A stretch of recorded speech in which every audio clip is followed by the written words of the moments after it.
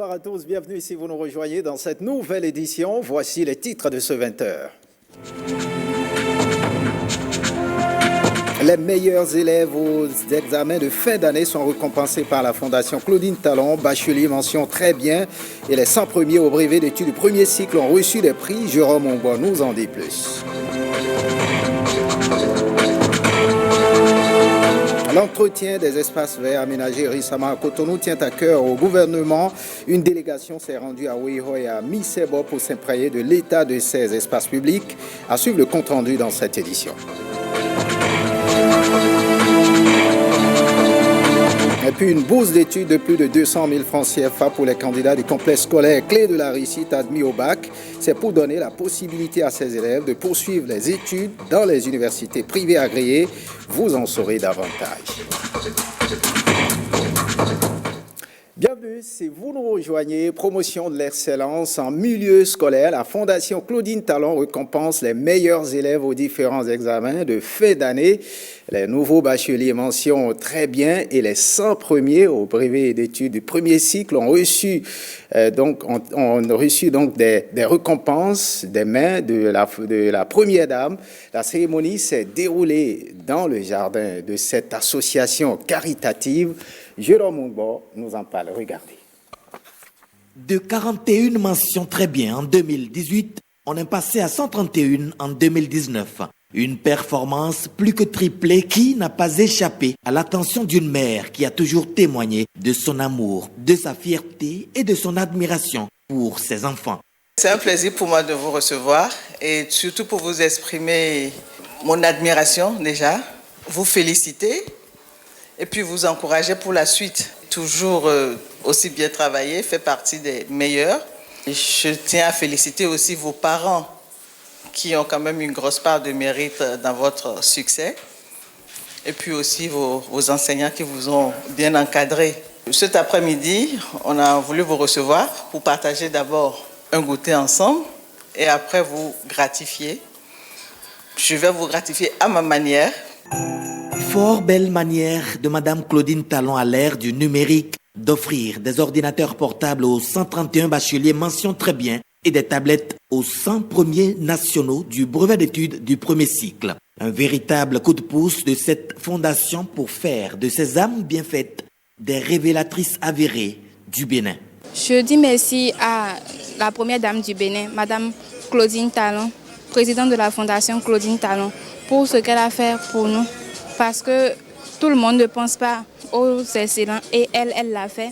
Grâce à elle, aujourd'hui, l'excellence et le travail bien fait se trouvent encore gratifiés.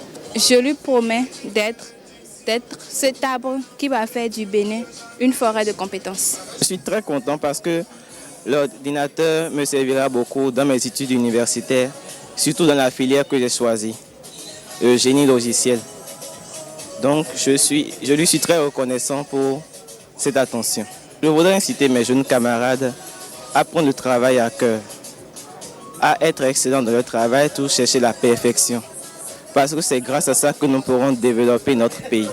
Je suis vraiment contente parce que je rêvais de ce moment il y avait vraiment longtemps. Parce que chaque fois quand je voyais les gens passer à la télé, j'entendais parler de la Fondation Claudine Talon, je voulais vraiment être primée lorsque j'irai au BPC. Donc je suis très contente. Je suis très heureux et j'éprouve un immense plaisir.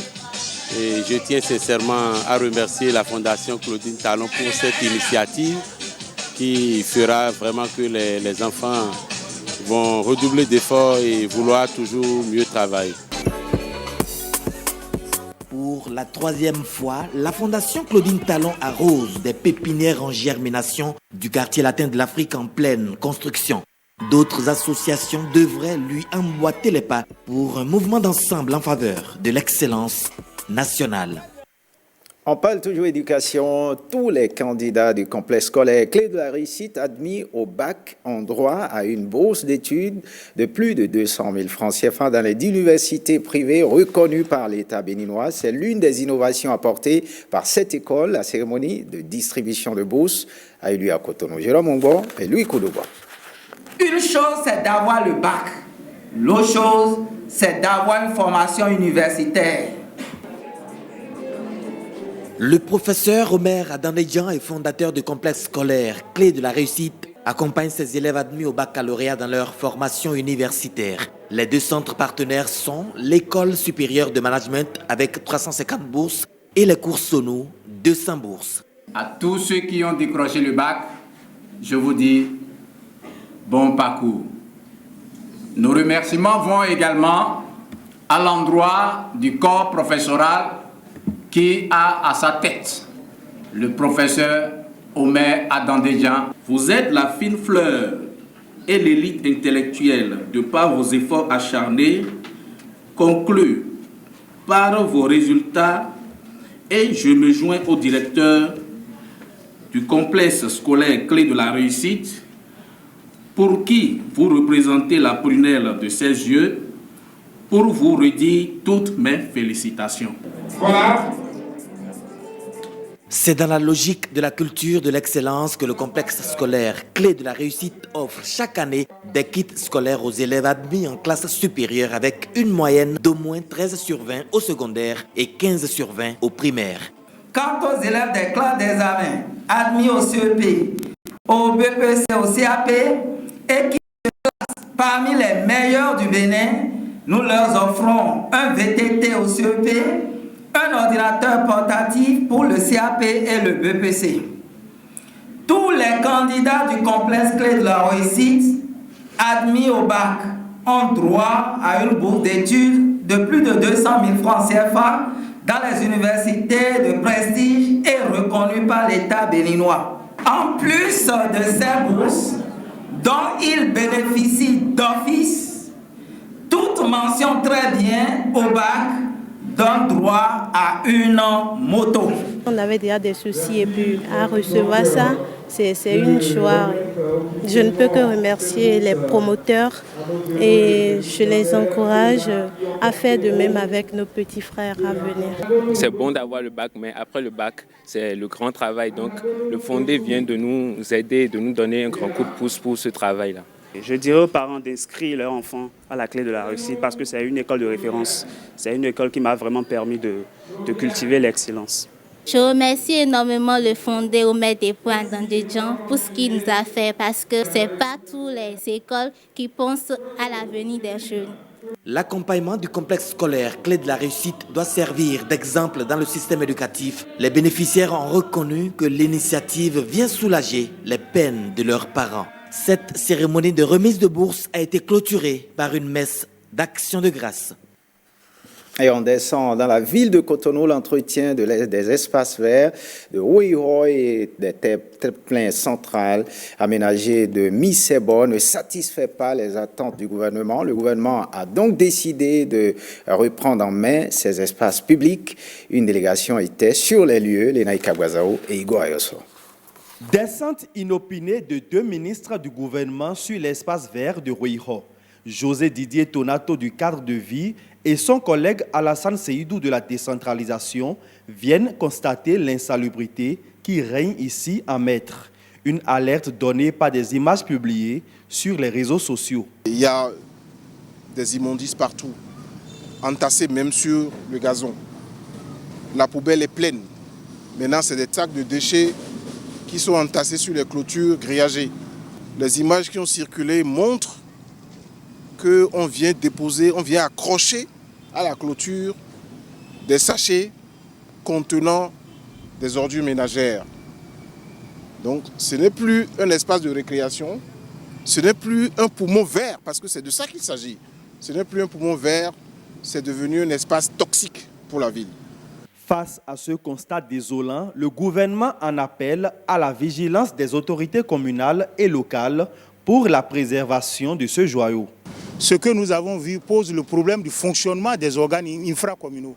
Les conseils de quartier, les conseils d'arrondissement ne fonctionnent pas. Lorsque un chef quartier constate que l'État a réalisé une infrastructure de cette qualité-là dans son quartier, il devrait en faire sa chose et veiller à son entretien. Parce que ça améliore la qualité de vie des citoyens. Je crois qu'il y a un effort à faire pour que ces organes-là fonctionnent.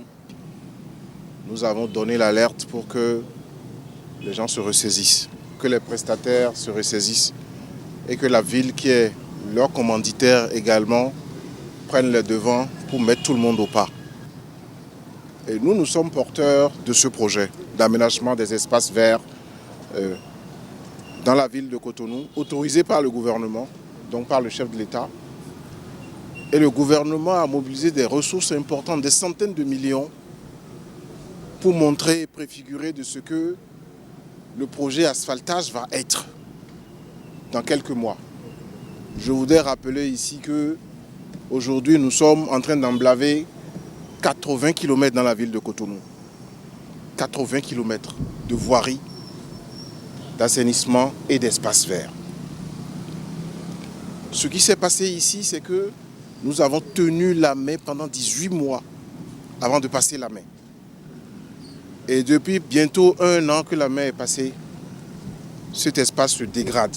La municipalité de Cotonou promet de corriger le tir en impliquant davantage les chefs de quartier dans l'entretien des espaces publics. Pour le suivi, c'est les élus locaux qui devaient prendre la relève, mais à ce niveau-là, il y a cette défaillance et la haute autorité qui regarde tout dans le pays, qui met un regard critique sur tous les chantiers qui se développent dans la ville et nous a alerté pour dire que ce n'est pas bien. Et il faut qu'on se réveille pour reprendre de façon consciencieuse les missions et les assumer avec professionnalisme et avec patriotisme. C'est dans une certaine angoisse que nous poursuivons les projets si nous n'avons pas le prolongement nécessaire au niveau local pour que l'entretien soit assuré. Si déjà avec les espaces verts, on a de tels comportements, on risque de voir pire avec les rues qui sont en train d'être construites dans le cadre de l'asphaltage.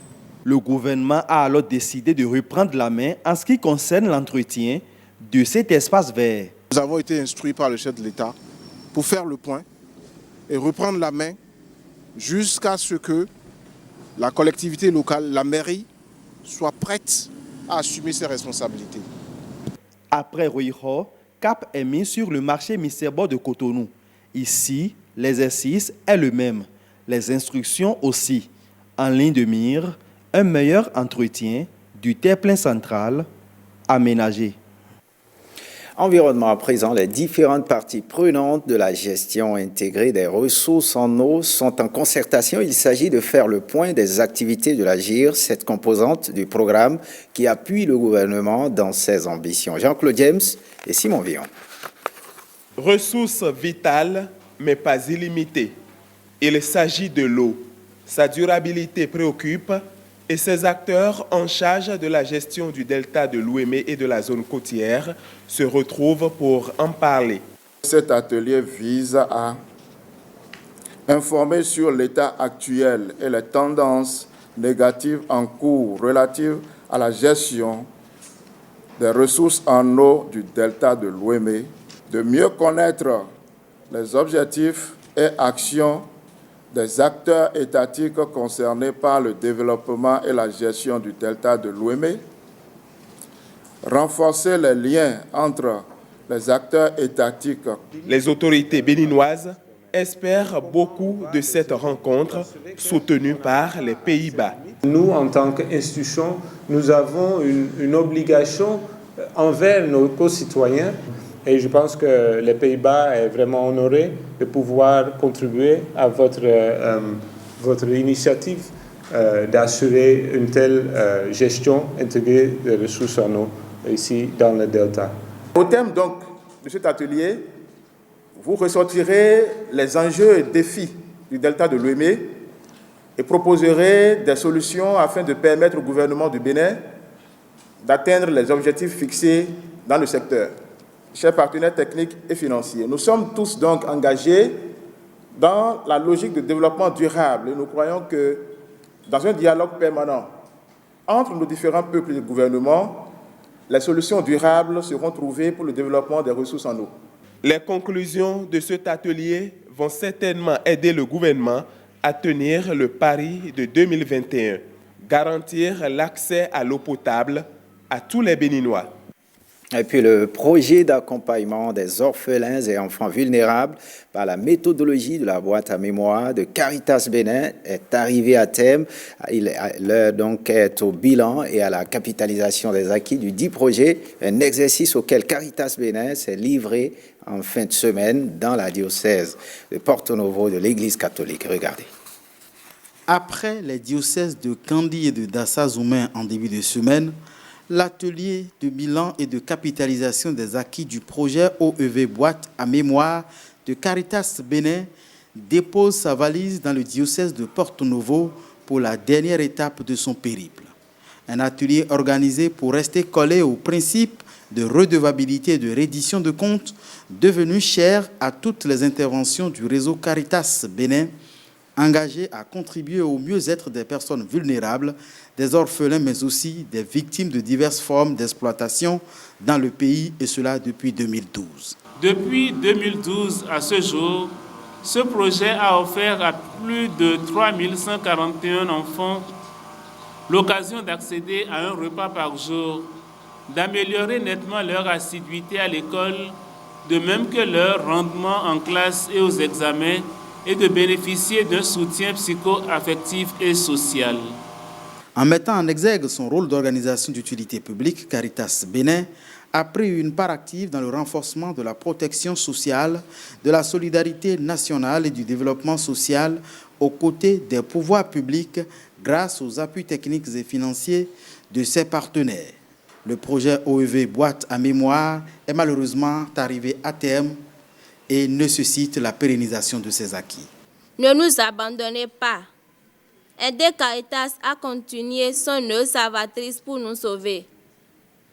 Nous, enfants orphelins et vulnérables de la commune de Dangbo et de Porto Novo, mettons notre espoir en vous, convaincus que vous ne nous laisserez pas devenir délinquants, déscolarisés, ou filles-mères, ou des enfants exploités pour diverses causes. Un cri de cœur des enfants qui ne laisse pas indifférentes les autorités en charge des affaires sociales. Le projet tire à sa fin, mais soyez rassurés que ces acquis seront pérennisés. Dans ce cadre, j'invite d'ores et déjà les parents des enfants accompagnés à la prise de relève avec nous. Il y va de l'intérêt de toute la nation. Un engagement collectif auquel les autorités appellent toute la nation pour faire des OEV des hommes bâtis pour leur avenir. Et puis le dernier pas est franchi pour les étudiants de Vidéo Leader Formation. La 9e promotion de ce centre a reçu son parchemin. La cérémonie de remise des diplômes s'est déroulée à Cotonou. Malini Thibozo et Simon Vion. Je suis fier de vous. Le promoteur de Vidéo Leader est fier de ses apprenants, tel un père l'est de ses enfants. Au début de la formation, ils étaient 88 apprenants. Aujourd'hui, les mêmes visages sont présents pour recevoir leur sésame. Ceci après une année pleine de théorie et de pratique, sanctionnée par une soutenance. Aujourd'hui, c'est un autre jour qui s'élève dans votre vie. Ce jour finit avec vos efforts. Soyez fiers de ce que vous êtes. Je suis fier de vous. Des sacrifices, ils en ont fait pour en arriver là. Désormais opérateurs de prise de vue, de son, graphistes, photojournalistes et conducteurs de drones, ils promettent de toujours faire la fierté de leurs formateurs dans la vie active et professionnelle. Nous étions, il y a quelques années, très occupés par notre avenir. Aujourd'hui, grâce à Vidéo Leader Formation, nous avons les compétences nécessaires pour nous affirmer dans le monde professionnel et nous autonomiser. Nous vous promettons, chers parrains et chers PDG, de faire la fierté de Vidéo Leader au Bénin, en Afrique et dans le monde. Vous êtes le pétrole devenu kérosène en référence aux paroles de l'artiste ivoirien Kérosène. Ce sont là les propos du parrain de cette 9e promotion des étudiants de Vidéo Leader. Le pétrole que vous étiez hier est devenu kérosène. Estimez-vous très heureux parce que Didier Toulassi a transformé votre vie. Vidéo Leader, c'est 24 ans d'expérience et de formation des jeunes en audiovisuel. La 9e promotion est apte à intégrer les entreprises audiovisuelles pour mettre en pratique les notions acquises durant les 12 mois de formation. L'Association nationale des communes du Bénin a tenu une réunion à Grand Popo. Au cours de la séance, le président de la NCB, Luc Atropo, a présenté un bilan d'activité couvrant 2018 et la première moitié de 2019. Les documents administratifs et financiers présentés ont été adoptés. Gisner Pogué et Olviga Vincent. C'est l'heure du bilan à l'Association nationale des communes du Bénin. La réunion de Grand Popo permet à l'association de jeter un regard rétrospectif sur les activités menées dans la période de janvier à décembre 2018 et au cours du premier trimestre de 2019. Au plan national, la NCB a été présente sur tous les fronts où il était question de la décentralisation et du développement local. Qu'il s'agisse du processus en cours pour la révision de l'arsenal juridique sur la décentralisation, du processus en cours pour la relecture de la PONADEC, de la question de l'opérationnalisation du nouveau statut des agents de l'État qui prend en compte le statut des agents territoriaux ou des questions liées à la mise à disposition des communes, des ressources PADEC et autres, la NCB a toujours su jouer sa partition. La dynamique de renforcement de l'ancrage institutionnel de la NCB nous a également permis de démarrer la construction de notre siège. Au plan international, la NCB a participé à plusieurs rencontres, dont notamment le forum politique de haut niveau sur les ODD tenu à New York aux États-Unis, l'Assemblée générale de l'IMF à Lille en France, la COP24 en Pologne, l'Assemblée générale du CCT à Abidjan qui a consacré la NCB vice-président de l'institution. La réunion est prévue également pour adopter certains documents de l'association.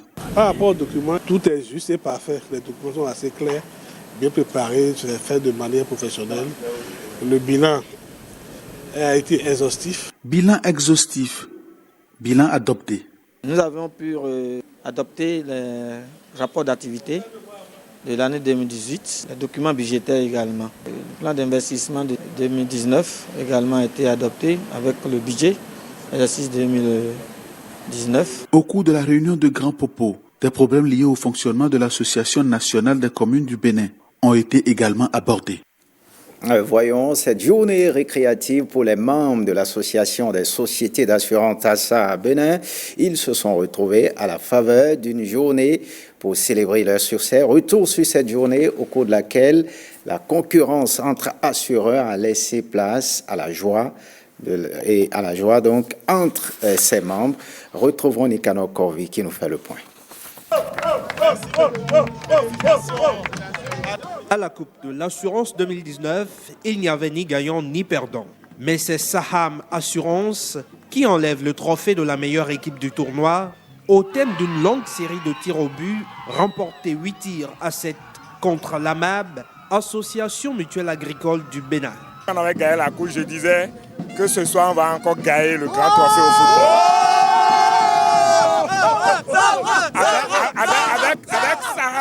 Avec Saham, on avance librement.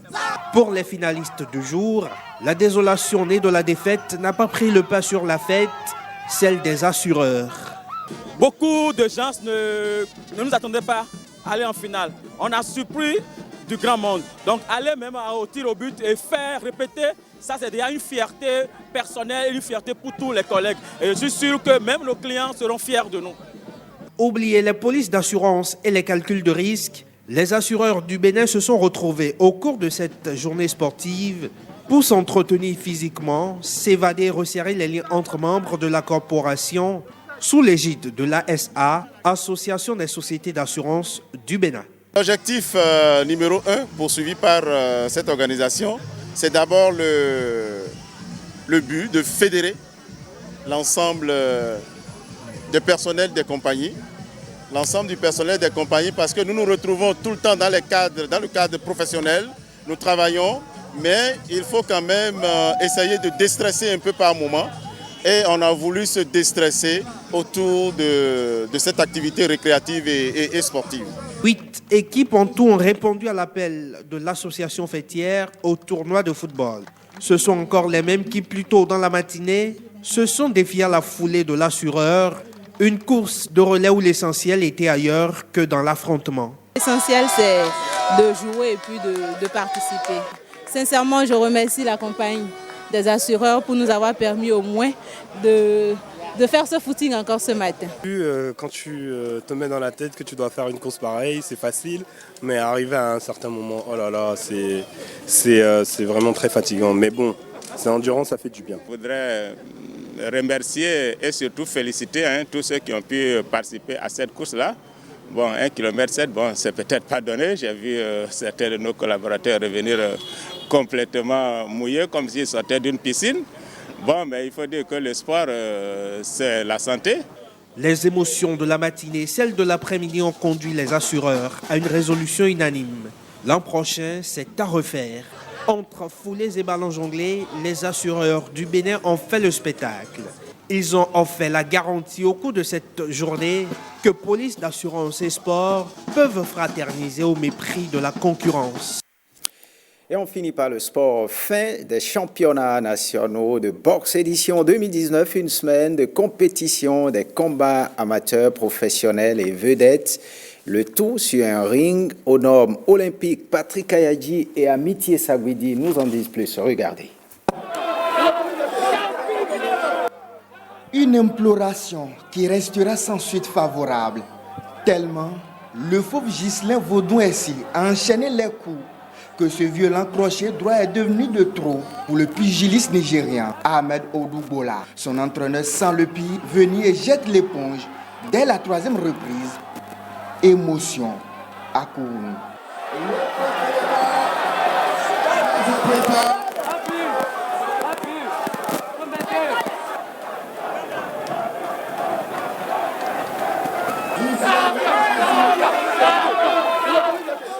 Un peu plus tôt, Jean Kofi, surnommé Allumer le feu sur les rings, s'est débarrassé de Mohamed Tidjani au point dans la catégorie des super welter grâce à ses hypercuits assommants. Au niveau des welter, Scott Babak-Beto réalise l'un des KO de la soirée en mettant au tapis Arafat Ako au premier round. La fête a été très belle. Depuis près d'une semaine, nous avons assisté à des combats de qualité. Et le niveau a été relevé. C'est le moment où il vient de remercier les coachs pour le travail qu'ils ont fait. C'est le nouveau débat dans les jours à venir et la boxe a de très bons avenirs. Nous allons tout faire pour aider un peu plus la boxe béninoise. Moi, j'ai déjà fait quelque chose en donnant un ring et j'espère que ça, c'est sur fonds propres. Les jours à venir, je ferai un peu plus pour les aider. Mais laissez-moi vous dire que les boxeurs béninois, s'il vous plaît, iront très loin. Il manque simplement un peu de moyens. Je suis venu pour assister et partager le temps de plaisir avec les dirigeants de la fédération, surtout qu'il m'a été annoncé que, comme le comité olympique l'a fait en 2018, le président Sosa a également offert un nouveau ring de standing olympique à la Fédération béninoise de boxe. Un ring de ce standing, ça ne court pas les rues. Ça, c'est le championnat national. Le mois prochain déjà, il y a une compétition internationale qui mettra aux prises les boxeurs, les pugilistes béninois et les pugilistes de la sous-région. Après, vers le décembre, nous sommes en train de vouloir organiser quand même un titre pour que, comme cela se passait, des titres puissent revenir au Bénin. À ce gala, les amoureux du noble art ont été replongés dans la ferveur de leur discipline, mais pour retrouver les périodes de gloire de la boxe béninoise, un travail de fourmi reste à abattre. Fin de ce journal. Merci de l'avoir suivi. Awa Chérif reprend les commandes à 23h30, mais avant, vous recevez votre émission Soirée Sport à 22h30 avec la division sport. Bonne suite des programmes sur l'ORTB. Passe sans vous.